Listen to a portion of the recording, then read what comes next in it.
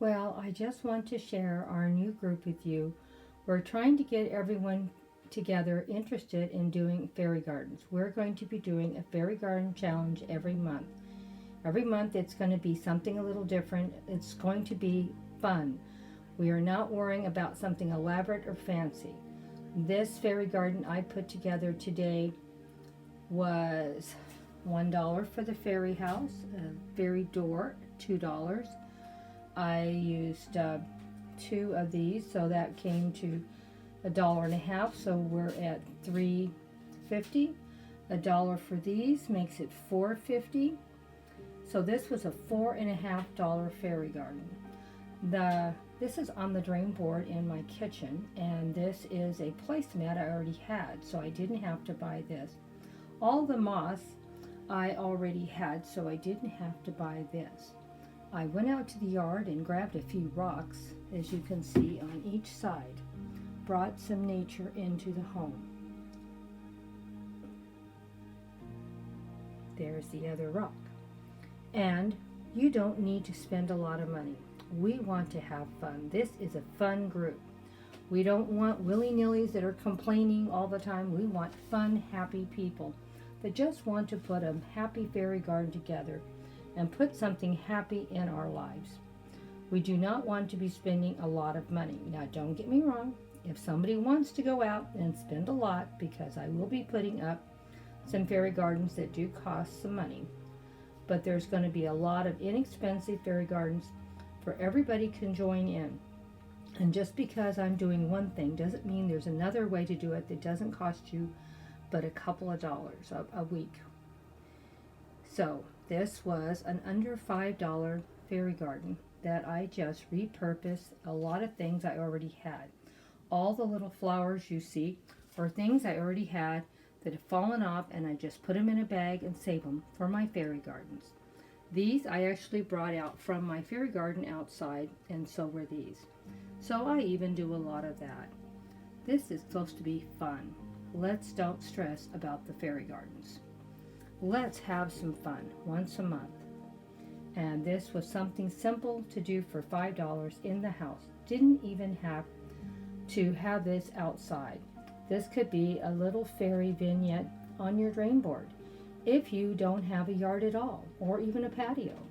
There are a lot of people out there that live in very small spaces, and the great thing about fairy gardens, they're designed for very small spaces. And that's one reason why I finally decided I could never find a fairy group. I'm going to make my own.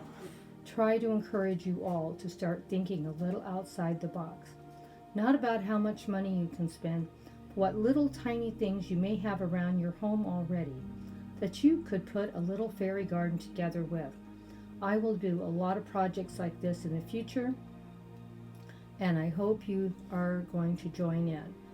Next month I'm doing Alice in Wonderland the whole month of April, so I'm going to do an Alice in Wonderland miniature garden.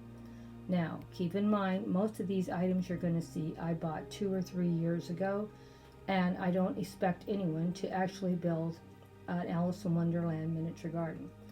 Just do a small miniature garden on the basis of fantasy. You can even go in and take some little toys or little accessories from your children or grandchildren and borrow it to build it. We don't want anyone going into debt and stressing over doing a fairy garden. Fairy gardens are supposed to be for fun, entertainment, and joy. Let the magic come into your home if you don't have a yard.